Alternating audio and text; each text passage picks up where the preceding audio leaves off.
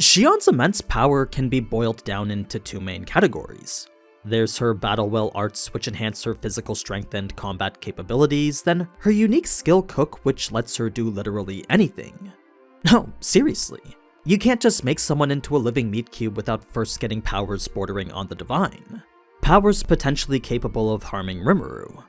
There's obviously more to her than just those, but if you're curious to hear more and want to know how all her skills work, keep watching as I'll be going through everything that makes Shion Tempest's warlord.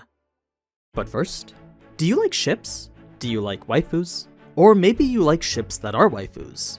Well, with today's sponsor Azur Lane, there's plenty of both and then some. In this 2D side-scrolling tactical shooter, you'll find a unique mix of both RPG and action elements. You've got your massive cast of variously skilled ship waifus, then your own armada of 6 to fight through anime bullet hell with. It's a game I honestly found to be a lot more fun and intuitive than you might think. Now, it's actually Azur Lane's 6th anniversary, so to celebrate they're having this Windborn Steelwings event. A massive update complete with 5 new ship girls and 10 new skins. There's the SR's Bell and Herring, the SSR's Fargo and Pittsburgh, then my personal favorite, Battleship Indiana. She's got what looks to be like a full-on mech ship going for her. So, that's one battleship and a heavy cruiser, a light cruiser and a submarine, then a classic destroyer all available to play with, each of which could come with their very own swimsuit skins. It wouldn't be summer without them, so in addition to the theme of Wild West, you'll also be able to access these. Poolside outfits you'll only ever be able to find in a game like Azur Lane. So, whether you want to try out the exciting shooter or strategy mechanics, or collect ship girls and spice up their wardrobe, you can do so for free using the link down in the description. I know you want to, so you might as well support the channel in the process. There'll be plenty of rewards to be gained once you get in there. But anyway, if we're gonna understand how strong Shion has become, then we first need to understand the stages of her evolution. We first see her as a B-rank ogre of the forest, which on its own is definitely nothing to scoff at. They were considered the highest class of monster in the forest, obviously before Rimuru, but until his arrival they were supposedly the elite. Fast forward to when they were named, and the resulting evolution was more than just turning from an ogre into a Kishin. Their lifespans were now extended from 100 to over 1,000, and their lineage brought closer to their spiritual ancestry. It's two things that actually go hand in hand, since the more an ogre evolves, the closer they get to their original bloodline. A line you'd be surprised to know originally stems from fairies. So, goblins have the least fairy blood and live the shortest, ogres a bit more and live for a century, then ogre mages re-energize the power from their spiritual ancestors and in turn gain skills which border on the divine. How powerful then is an Oni? Well, let's just say they're on the level of regional gods, both due to their near infinite lifespan and godlike magic.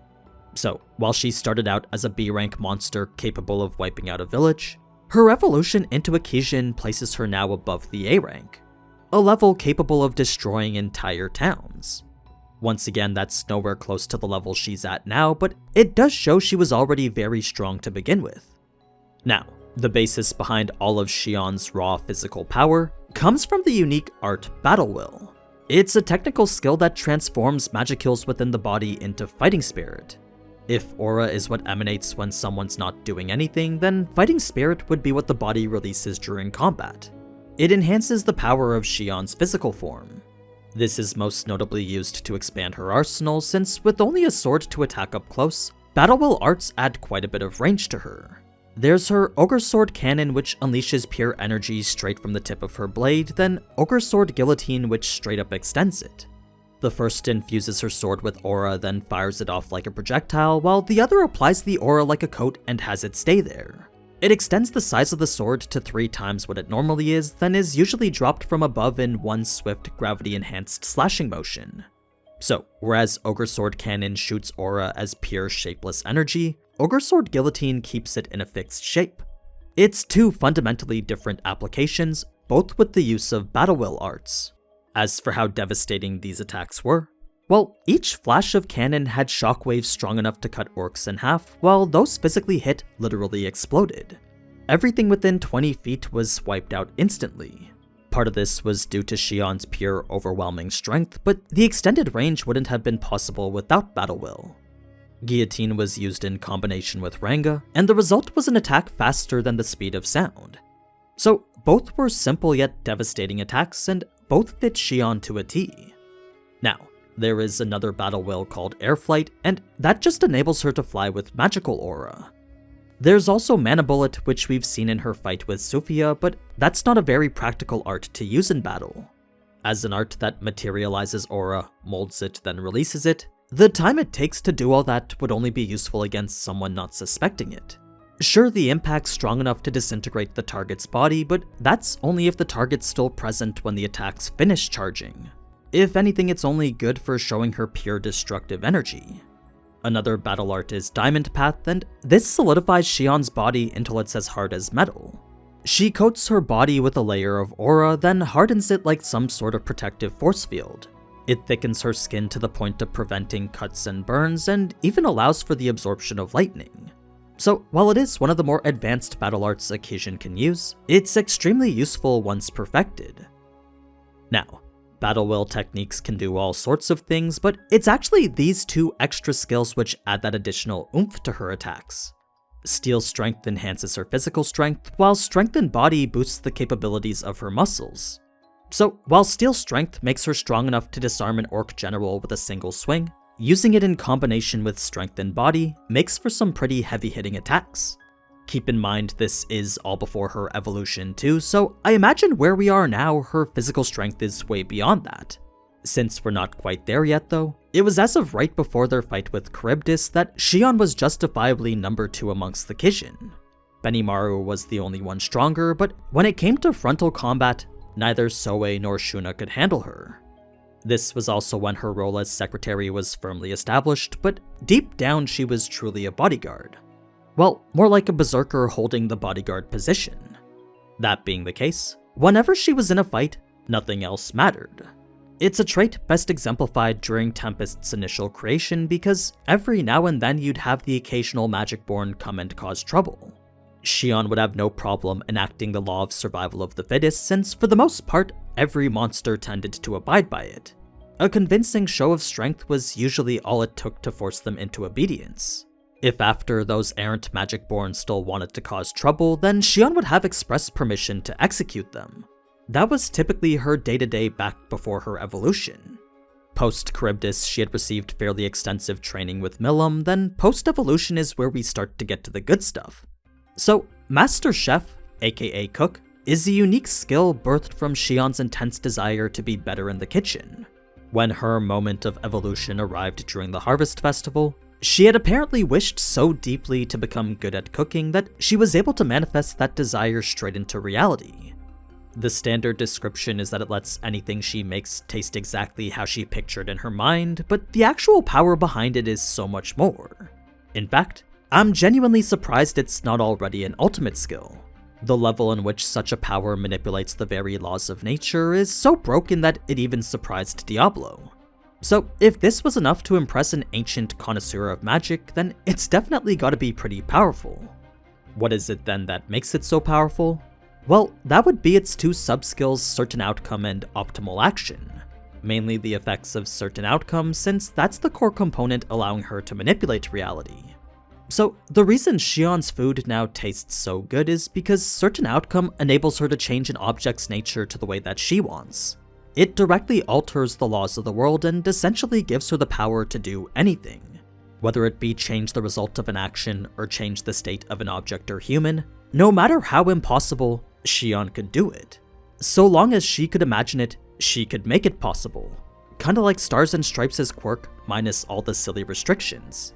The part that went to make this skill even more OP is the fact that anything it changes then remains forever.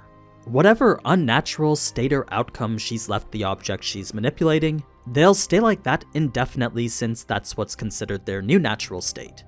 Unless a more powerful law manipulation skill was there to counter it, whatever Shion changes would be permanent. So it's pretty crazy to know that she can permanently alter the very laws of the world, but not so crazy when she really only uses it for cooking. There have been 2 instances where we've seen this in action, and both were well beyond what I thought Shion was capable of.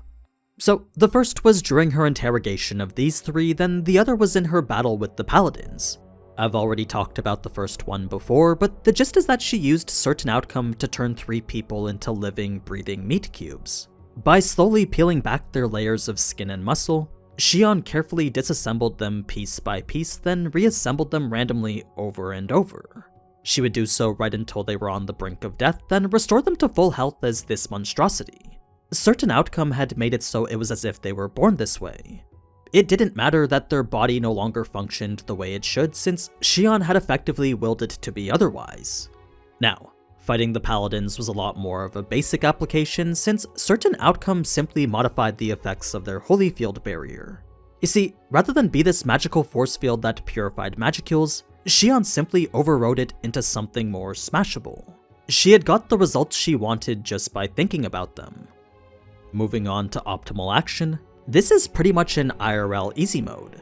Not only does it allow Shion to determine the best course of action in any situation, but it also allows her to recreate anything she's done once before already. If we look back at her fight with Clayman, it's optimal action which allowed her to navigate his flurry of attacks so effortlessly. Certain outcome made them easily breakable, while optimal action provided the best route to break all of them. Such were the effects of both working together. Combine this with her intrinsic skill Ogre Berserker, and what you get is a freakish level of force capable of overwhelming a demon lord. It was essentially a better version of her extra skills, an innate ability that enhances her physical capabilities way beyond what these two did before. This brings us now to what I think is Shion's most valuable asset, since its mere presence effectively makes her immortal. It's an intrinsic skill you might recognize as Complete Memory, a powerful passive born from her resurrection during the Harvest Festival. This makes it so her memories are stored in her astral body, rather than her brain, which is where they were previously stored. So that may not sound like it's anything important, but the relocation of her memories very much is. It essentially makes it so that even if her body and brain are destroyed, she can fully recover no matter what. It's what happens when you combine a conscious soul with an active set of memories. The physical body can regenerate even after being vaporized. Of course, you do need something like ultra speed regeneration in order to do it, but losing her body doesn't cause death anymore. So, perfect memory essentially turns Shion into a special sort of race known as a spiritual life form. It's a fancy word just meaning she can think with her soul.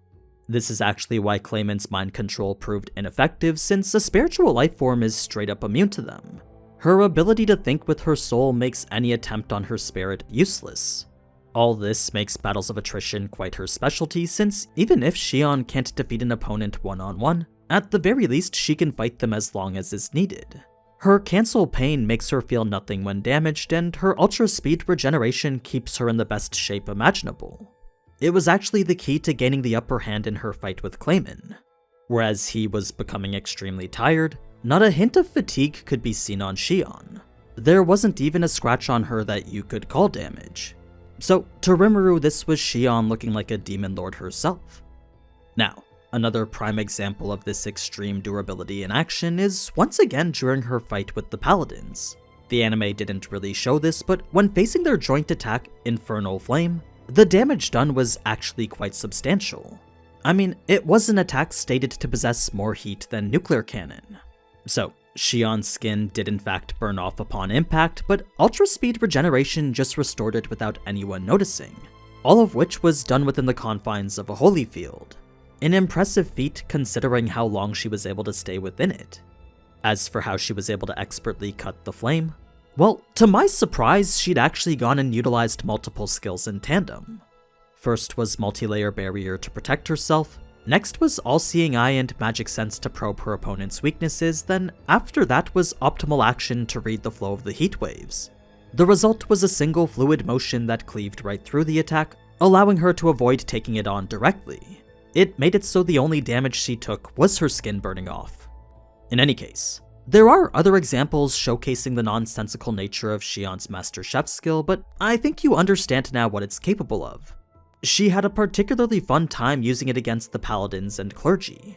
It was at this point that she was now an Oni too, which, as I said, is yet another evolutionary step closer to her original spiritual ancestry. She was less a monster now and more just a straight-up god. albeit a lower level one, but God nonetheless is dictated by the amount of spiritual essence she possesses.